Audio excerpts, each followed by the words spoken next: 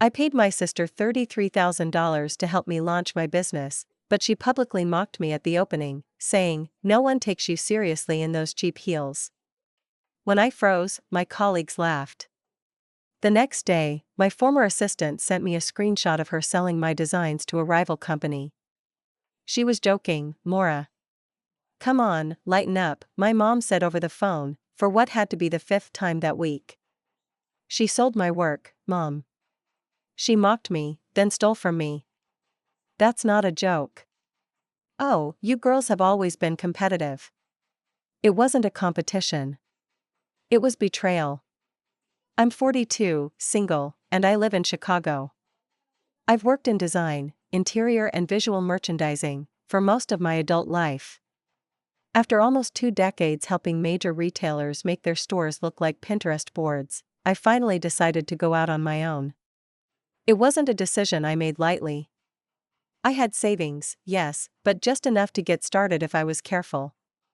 I downsized my life, gave up weekends, and told myself that building something of my own would be worth the risk. My sister Brielle is 6 years younger. Our relationship has always been complicated. She's charismatic, beautiful, clever, but also self-absorbed, impulsive, and the kind of person who constantly reinvents herself. Hairdresser 1 year. Influencer the next. Marketing consultant after that. When I told her about my business idea, she lit up. Said she wanted to help. Claimed to know branding like the back of her hand and said she had connections I'd never even dream of. "You have talent," she said. "But you need me to get noticed." I didn't ask for her rates. I didn't draft a contract. I just believed her. I wired her $33,000 from my startup funds. That money was supposed to help me launch web design, brand identity, event planning. Instead, she used part of it for a creative retreat in Tulum and the rest I never saw direct invoices for. She came back from Mexico with a sunburn, acrylic nails, and a pastel mood board that looked like it was stolen from a 2011 wedding blog. It had no connection to my aesthetic, no structure, and nothing that even remotely reflected the clients I was targeting. But I was already deep into the business prep and had no time or energy to argue. I was tired. Stretched thin. I had 3 small projects and my first mid-size commercial space all in motion. I needed help, any help, so I let it go. Let her keep planning. Let her keep controlling the narrative of the launch. The day of the studio opening was a blur. My new office space in Lincoln Park had been transformed overnight into a glowing Instagram set. Brielle had hired a DJ, rented glass furniture I never approved, and styled me in a sequined jumpsuit that was 3 inches too short and shoes that pinched the heck out of my toes. She insisted on managing everything. My job, she said, was to show up and shine. I should have walked away that day. But the crowd was already filtering in, and I was scared that if I stopped the momentum, it would all fall apart. When it came time for my welcome speech, I took a breath and tried to thank everyone. I wanted to mention my first client, my design inspiration, even a nod to my late mentor. But before I could get 2 sentences out, Brielle cut me off, clinking her glass loudly. "Before Maura starts rambling," she said, laughing, "can we just take a moment to appreciate that no one's gonna take you seriously in those discount heels?" The room erupted. Not in shock, just laughter. My assistant giggled. One of the junior architects I'd been trying to partner with leaned in and whispered something to her friend. I saw heads turn, people smirking, and I stood there frozen. It wasn't just the humiliation. It was the fact that she knew. She knew how hard I'd worked, how I'd budgeted every cent, and how much was riding on this moment.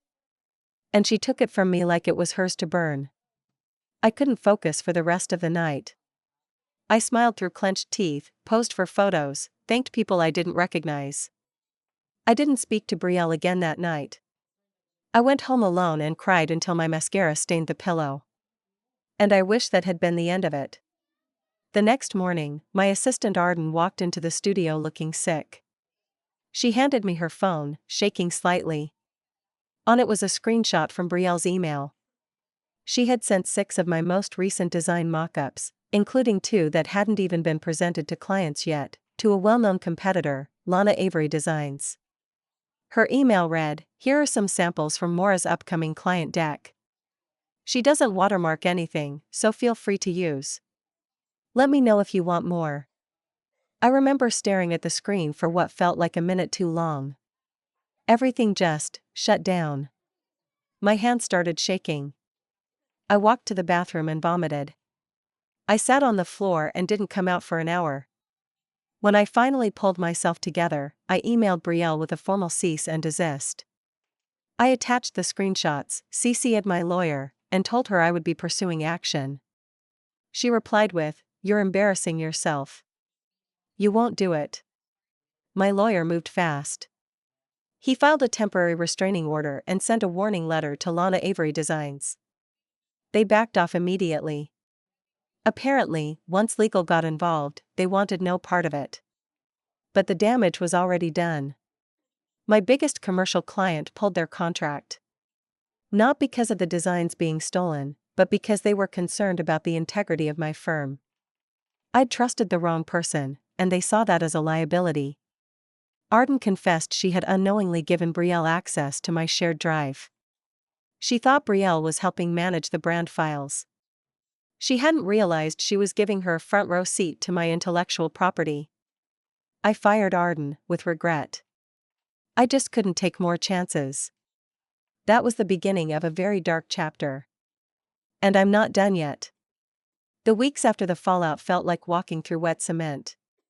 Every step was heavy, and nothing felt solid. I kept waking up at 4 a.m. with my jaw clenched so tight it gave me headaches. I couldn't look at my own studio space without feeling like it had been violated. My designs weren't just lines on paper, they were hours of thought, of research, of adjusting angles and materials until something clicked. Seeing them used as bargaining chips in some twisted game between my sister and a rival firm made me sick. I didn't even realize how badly I'd been running on fumes until I tried to start on a new project and completely blanked. I'd sit in front of my laptop with a client brief open and just, nothing. No spark, no vision. It was like Brielle hadn't just stolen files, she'd gutted the part of me that trusted in what I was building. I stopped responding to non-urgent client emails. I let a few of the smaller contracts lapse. I stopped posting to my Instagram. People noticed. Taking a creative sabbatical? One colleague DM'd me. "Everything okay with the business?" Another asked. The worst was the silence from my parents. I'd expected some sort of reaction, concern, maybe shock. But instead, I got one half-hearted phone call from my mom 2 weeks later. She asked how I was. I told her. I didn't hold back. I told her everything, the screenshot, the cease and desist, the dropped clients, my complete burnout. There was a pause. And then she said, "Maybe this is just what happens when family mixes with business." Like it was weather. She was under a lot of pressure too, she added. I remember gripping the phone so tightly I thought it might snap in my hand. She didn't just make a mistake, I told her. She sold me out. Well, she sighed, she's always been impulsive. And that was it. That was their stance. My sister hadn't stolen from me, she'd just been impulsive. I was supposed to be the reasonable one, the mature one, the one who understood that forgiveness made everything better. It didn't matter how much damage she'd caused, I was supposed to patch the family up again, like I always did. I didn't call them again after that. Instead, I started going through the debris. I hired a new assistant, a woman named Noor, who came recommended by another independent designer in the area. She was in her 30s, soft-spoken but meticulous. She didn't flinch when I told her about what happened. Honestly, she said, this industry is full of snakes. Most of us just don't expect them to be related to us. That made me laugh, for the first time in a long time. She helped me review every document, every access point, every file that had been touched. We tightened up contracts, created ironclad NDAs, put digital watermarks in place, and switched everything to encrypted cloud storage. I learned more about business security in those 2 months than I had in my whole career. But healing? That part was slower. I started therapy. I told the therapist I felt like my identity had cracked. That for months, I had worked so hard to build something that mattered, only to have it belittled and stolen and laughed at by the one person I'd once defended in fights on the playground. She used to cry when kids called her names, I told my therapist. I used to tell them to back off. And now she's the one standing in a room full of strangers, making me the joke. We spent a lot of time in those sessions unpacking the roles siblings play. The invisible contracts we write as kids and keep signing as adults, even when they don't serve us anymore. Meanwhile, Brielle was still out there. She had pivoted, again. Her social media now described her as a creative partnership curator, whatever that meant.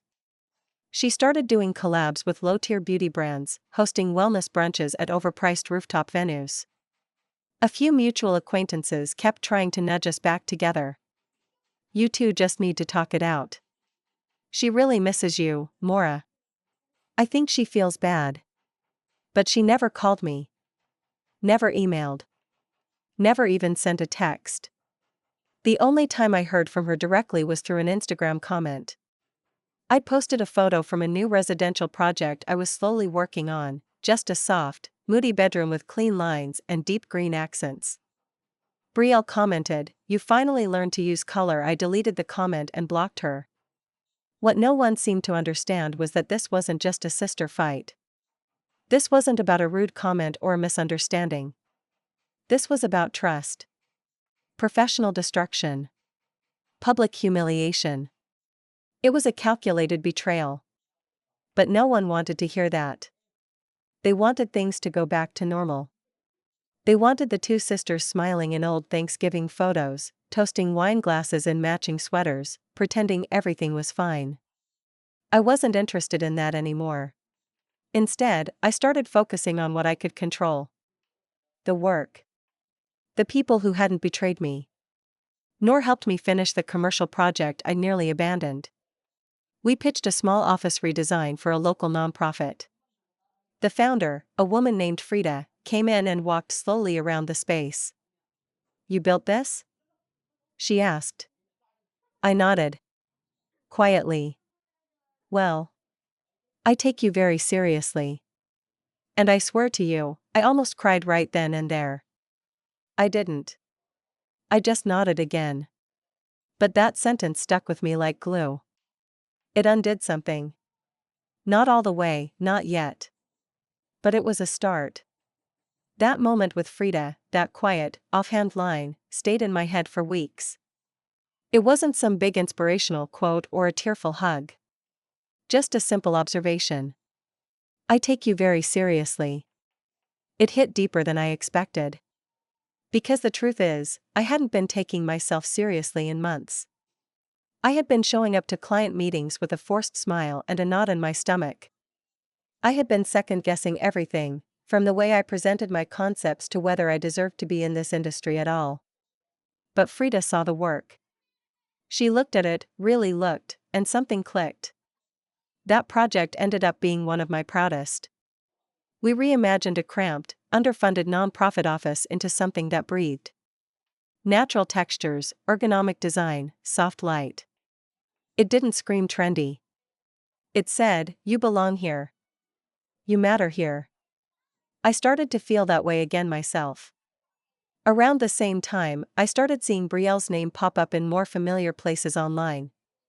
A former client forwarded me a TikTok she had posted where she vaguely referred to a bitter ex-collaborator who had overreacted over a few mood boards. She didn't name me, but she didn't need to. In the video, she was laughing, sitting in the passenger seat of a Range Rover someone else was clearly driving, talking about how some people are just too sensitive to work in the creative space. I felt something between anger and exhaustion watching it. But I didn't engage. Let her perform. That's always been her thing. There was always an audience, always a performance, even in childhood. I used to think I was the stable one because I didn't need the applause. Now I know it's because I never felt entitled to it. I didn't come from money. My parents were middle class, deeply Midwestern in their emotional range. Brielle had a way of getting what she wanted from them through charm. I got what I wanted through results. That pattern followed us into adulthood. What bothered me wasn't just that she betrayed me. It was how easy it seemed to be for her.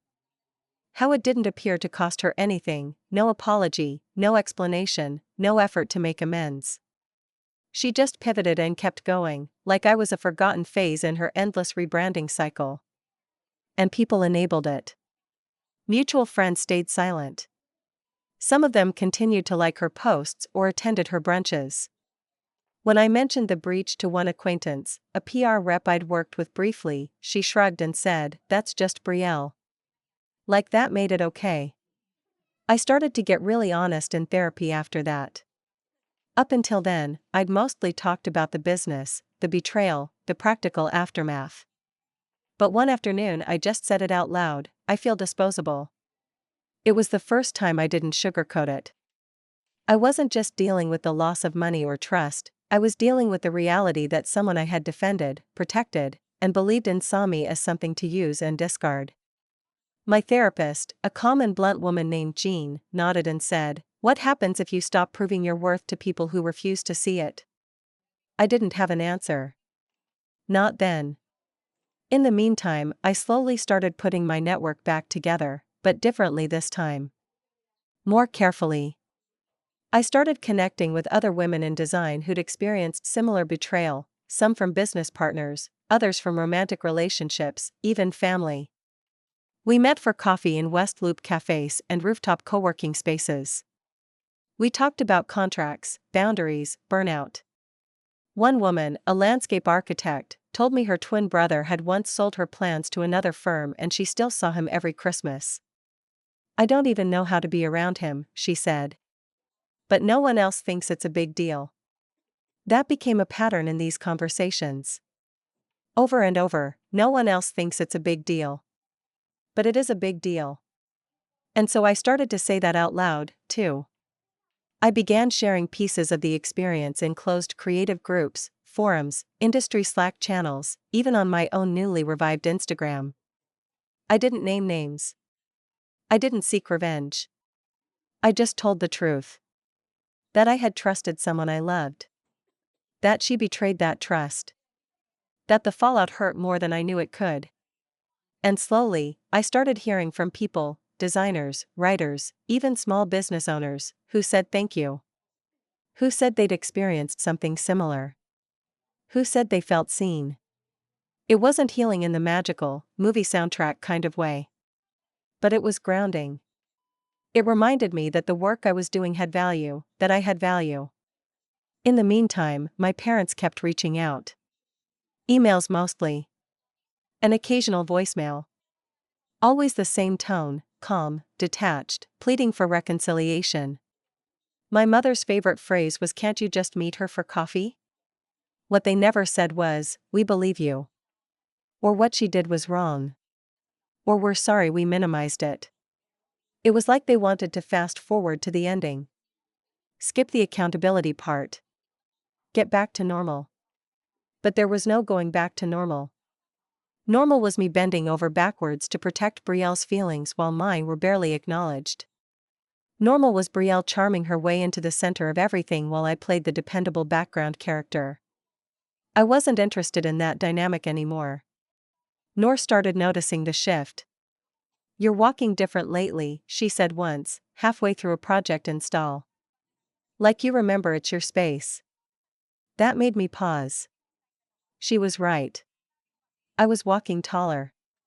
Not because I had gotten over it. But because I had walked through it.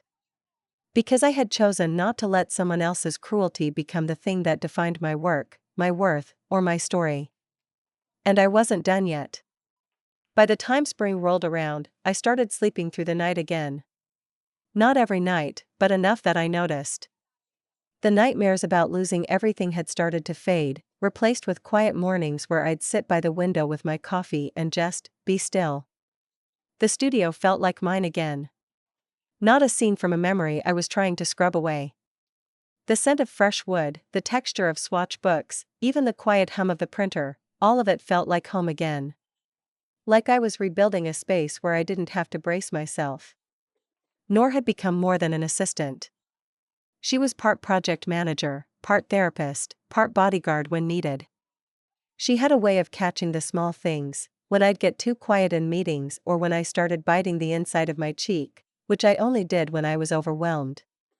She'd slide me a glass of water or cut in smoothly to redirect the conversation. "You're doing fine," she'd say without looking up. And sometimes that's all I needed to hear.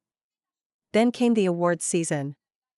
Each spring, a local design organization I used to admire, but never had the guts to apply to, opened up submissions for their annual showcase. It wasn't national-level prestige, but it mattered in Chicago. It got eyes on you. Clients.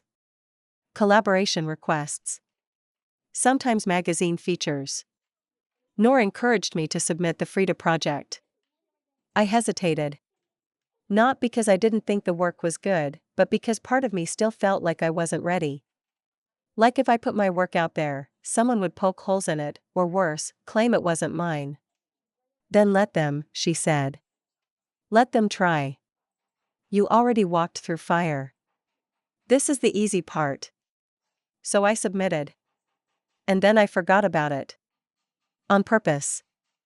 Threw myself into new work, a couple who wanted to renovate a historic brownstone into a modern family space, a downtown law office hoping to stop looking like a time capsule from the early 2000s. It felt good to be busy for the right reasons again. In the background, my family kept making noise. Emails from my dad now, not just my mom. "You girls have always been oil and water," he wrote. "But that doesn't mean you can't make something beautiful together." I didn't respond. What I wanted to say was, there is no beauty in betrayal. But I knew he wouldn't get it. My father believed in sweeping problems under rugs, as if silence made them go away. It was how we all learned to swallow things whole and smile through cracked teeth. One day, out of nowhere, I got a message from someone I didn't recognize, Jenna, a woman who claimed she had worked briefly with Brielle on one of her wellness brunches. She said she'd found me through mutual contacts and felt the need to reach out. Her message was short: "I know it's not my place, but I want to say I'm sorry for what your sister did." I had no idea what I was getting involved with. "She showed us your portfolio like it was hers." I left the project early. "I just wanted you to know people saw it." I stared at my screen for a long time. That was the first unsolicited validation I'd received since everything happened. No agenda. No demand for peace. Just a stranger, confirming that I hadn't imagined it. That what happened really happened, and it was as wrong as I thought it was. I didn't know how to reply at first. I just said, "Thank you. That means more than you know." That night, I didn't cry. I thought I would. But I didn't.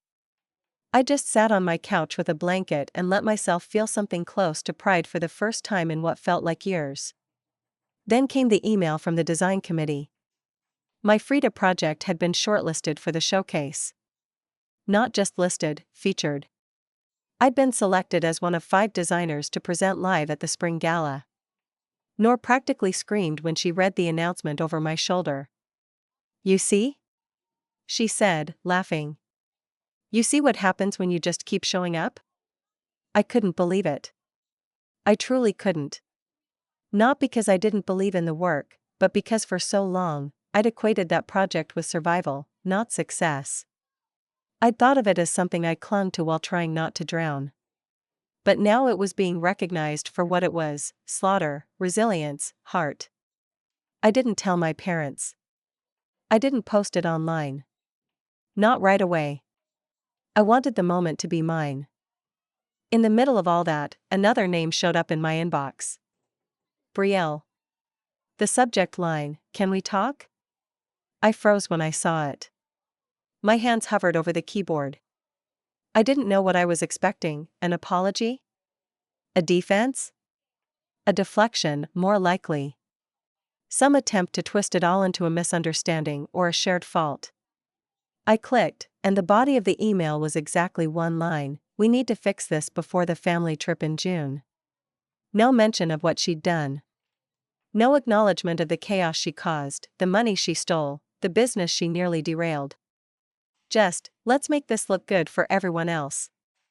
That email made something snap inside me, not in anger, but in clarity.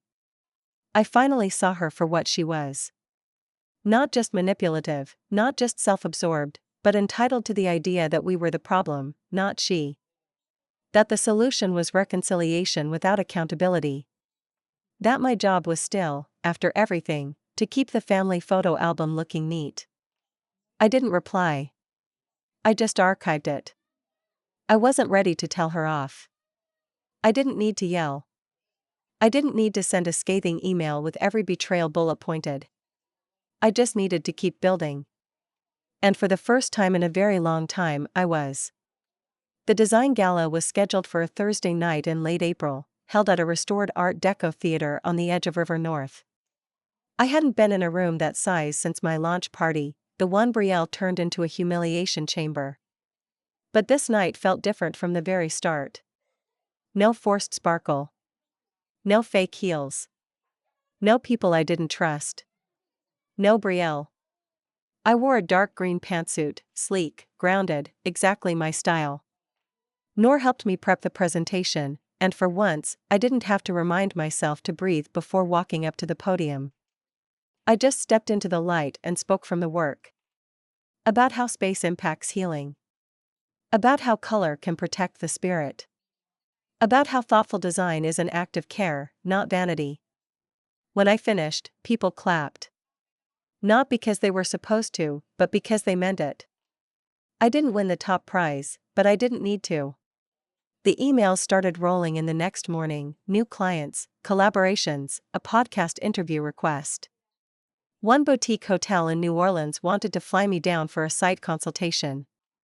I hadn't felt that kind of momentum since, maybe ever. Then, about a week later, came the invitation I hadn't expected. A well-known Chicago design magazine, Spaces and Vision, reached out to feature me in a full-length profile for their summer issue. They'd seen my work at the gala.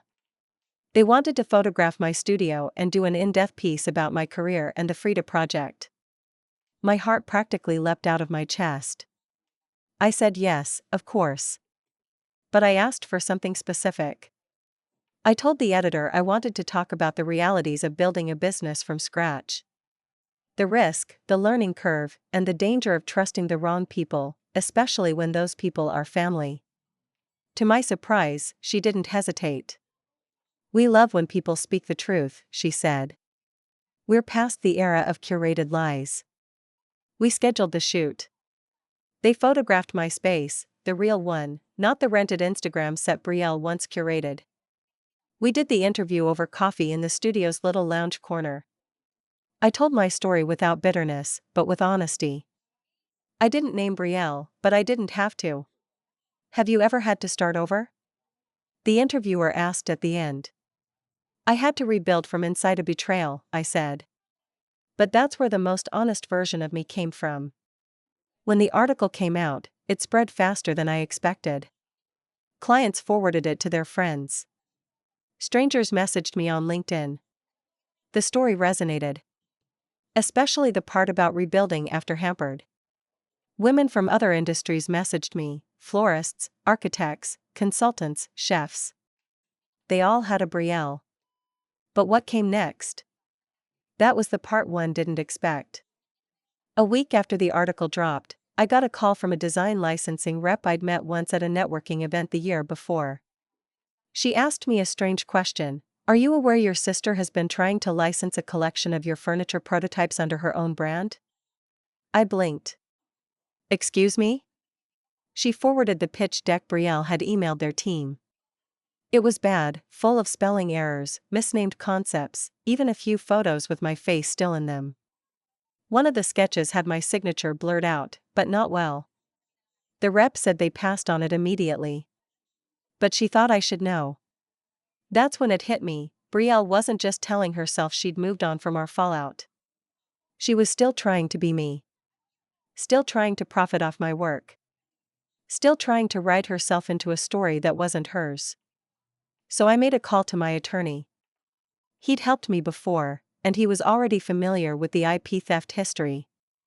We drafted a formal letter, direct, forceful, and legally airtight. It detailed the prior theft, the screenshots, the history of breach, and now her attempt to relicense my proprietary designs under her own name. We gave her 7 days to issue a formal withdrawal of all licensing pitches, sign a legally binding agreement to cease and desist from presenting any of my past or current work as her own, and pay a restitution fee for damages. Or we'd take it public. I didn't hear from her directly.